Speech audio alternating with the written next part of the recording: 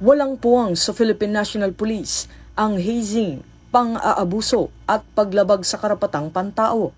Ito ang paninindigan ng organisasyon kasunod ng pagsasampa ng kasong kriminal laban sa mga sangkot sa hazing incident sa Philippine National Police Academy noong 3 ng Abril. Binigyang diin ni PNP Chief Police General Jose Melencio Nartates Jr. na sino mang lalabag sa batas ay papanagutin ng walang sinasanto. Aniya, malinaw itong patunay na seryoso ang PNP sa pagpapatupad ng disiplina, pananagutan at paggalang sa dignidad ng bawat isa sa loob ng hanay ng kapulisan.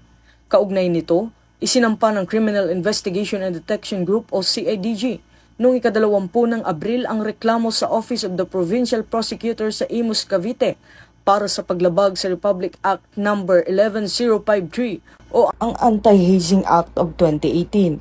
Kasabay nito, iniutos din ang patuloy na pagpapalakas ng enforcement, supervision at accountability mechanisms upang agad na matugunan ang paglabag at mapigilan ang kahalintulad na insidente.